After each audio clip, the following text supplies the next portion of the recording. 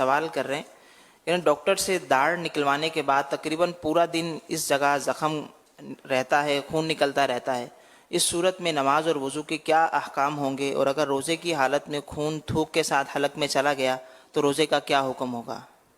خون تو نکلتا ہے اور حلق کے نیچے بھی تقریباً جاتا ہے، بچ ہی نہیں سکتا آدمی دانت نکلوانے سے، تجربہ ہے میرا، تو خون تو نکلتا ہے. اب یہ اگر روزے میں وہی اس کا جو مسئلہ لکھا ہوا نا غالب ہے یا زیادہ ہے تو اس صورت میں تو نکلتے ہی حلق سے اترے گا تو ٹوٹ جائے گا، اور کم ہے اس سے مغلوب ہے تو اس کا ذائقہ محسوس ہوگا تو اس سے روزہ ٹوٹ جائے گا. ہاں یعنی وہ جاتا ہے سیدھا سیدھا خون جاتا ہے، تھوک ملنے کا بھی چانس کم ہوتا ہے اس میں. تو اگر یہ کہ زیادہ مقدار میں خون چلا گیا تو روزہ ٹوٹ ہی گیا. اب کم مقدار میں گیا، اتنا کم کہ اس کا ٹیسٹ معلوم نہیں ہوا، تب بچت کی صورت.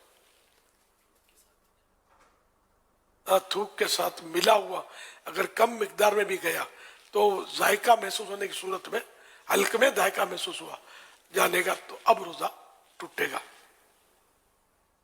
ماہ رمضان میں روزوں سے متعلق کافی ذہنوں میں سوالات آتے ہیں، اور کچھ ایسے بھی باتیں ہوتی ہیں کہ جو مطلب ہمارے یہاں چل رہی ہوتی ہیں لیکن اس میں کچھ حقیقت نہیں ہوتی. تو چند سوالات میں آپ سے کرنے جا رہا ہوں روزوں سے متعلق، تاکہ ماشاءاللہ یہ ایک تعداد روزے بھی رکھتی ہے اور پھر علم کی کمی کی وجہ سے بسا اوقات مسائل کا سامنا کرنا پڑتا ہے. تو چند ایک سوالات ہیں وہ میں آپ سے کرنے جا رہا ہوں. یہ ارشاد فرمائیے کہ کیا الٹی آنے سے روزہ ٹوٹ جاتا ہے؟ وامٹنگ،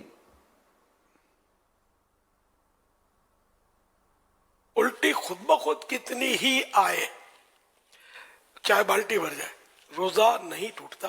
البتہ خود جان بوجھ کر مثلا انگلی وغیرہ منہ میں ڈال کر الٹی کی اور وہ منہ بھر ہو تو روزہ ٹوٹ جاتا ہے، جبکہ روزہ دار ہونا یاد ہو. اچھا، منہ بھر کے معنی یہ ہوتے ہیں کہ جیسے اس کو تکلف کے بغیر روک نہ سکے، یوں کر کے روکا تو یہ تکلف ہوا نا، رک گئی، ورنہ یہ پھاٹک کھلا رہتا تو در کر کے جا رہی تھی. تو اس صورت میں بھی روزہ توڑنے والی ہی یہ قے ہے. یہ ایک پہچان ہو گئی. جی اچھا، اب روزے کی حالت میں سو رہے ہیں اور اس میں غسل فرض ہو گیا تو کہتے ہیں کہ روزہ ٹوٹ جاتا ہے، آپ کیا فرماتے ہیں؟ نہیں ٹوٹتا. تو کچھ لوگ یہ بھی سمجھتے ہیں کہ تھوک یا بلغم نگل جانے سے، اندر لے لینے سے روزہ ٹوٹ جائے گا یا مکروہ ہوگا، اس بنا پر وہ بار بار تھوکتے چلے جاتے ہیں. تو اس متعلق آپ کیا فرماتے ہیں؟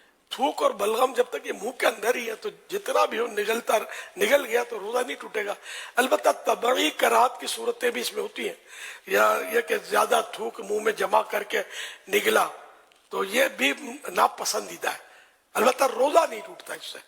ہاں، تھوک کسی نے معاذ اللہ ہاتھ پر لیا اور پھر نگل لیا تو اب ٹوٹے گا، اور ایسا کوئی عام طور پہ کرتا نہیں ہے.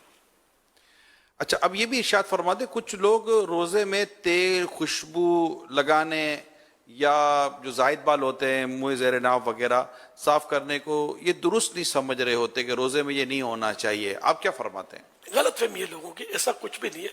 یہ جو بھی آپ نے سوال میں کام بتایا نہیں سب جائز ہے روزے کی حالت میں. ماشاءاللہ. اچھا، یہ اب ارشاد فرمائے رمضان میں سحری میں آنکھ نہ کھلے اور سحری کھانا چھوٹ جائے تو کہتے ہیں کہ روزہ نہیں ہوتا. آپ کیا فرماتے ہیں؟ سحری روزے کے لیے کھانا سنت ہے، تو اگر یہ کسی کی رہ گئی تو اس سے کوئی روزے میں فرق نہیں پڑے گا. ہاں، بعض لوگ جان بوجھ کر سحری چھوڑتے ہیں اور پھر بہادری بتا دے میں نے بغیر سحری کے روزہ رکھا، تو اس میں سنت ترک کی، سنت چھوڑنا بہادری نہیں ہے، ایک سعادت چھوڑی نا اس نے، تو ایسا نہیں کرنا چاہیے. افسوس اس کو ہونا چاہیے، افسوس ہونا چاہیے میری سنت چھوٹ گئی. سحری یا نہیں. پانی تھوڑا پی لے سحری کی نیت، تب بھی سحری تو ہو جائے گی. اچھا، جنہوں نے رات میں روزے کی حالت میں پانی پیے، سحری کی نیت، سحری تو ہوتی ہی رات میں، یہ خیال رکھیے گا تو روزہ ٹوٹ جائے گا روزے میں پانی پیے گا تو. اس میں ایک سوال یہ بھی آ رہا تھا، اس میں سوال ایک یہ بھی ذہن میں آ رہا تھا کہ جب کچھ لوگوں نے جیسے رات 2، 2:30، 3 بجے کھا لیا اور وہ کہہ رہا اب یار سونا ہے یار، اب مجھے سحری میں مت اٹھانا، انہوں نے اپنے بیڈ کے ساتھ عموماً سائڈ ٹیبل وغیرہ پر پانی رکھ لیتے ہیں کہ بس مجھے اٹھا دینا، میں پانی پی لوں گا. تو اب یہ رات میں کسی ٹائم اٹھ کے کہ جبکہ سحری کا وقت باقی ہے پانی پیتے ہیں اور پانی پی کر سو جائیں گے کہ یار اب فجر کے میں اٹھ کے نماز پڑھ لوں گا، ذے قسمت کو وہ نماز پڑھے، تو یہ جو صورت پیدا کی جاتی تو کیا یہ درست ہوگا؟ رات میں کھانا تو ہے جائز، ٹھیک، اچھا، اور اب سونے سے پہلے یہ پانی، اٹھنے سے پہلے پانی ٹیبل پہ رکھ دو، اور سنت کی نیت سے ہی پانی پیتا ہے تو مدینہ تو پانی پینے سے بھی سحری کی نیت، سحری کا ثواب تو ملے گا اس کو۔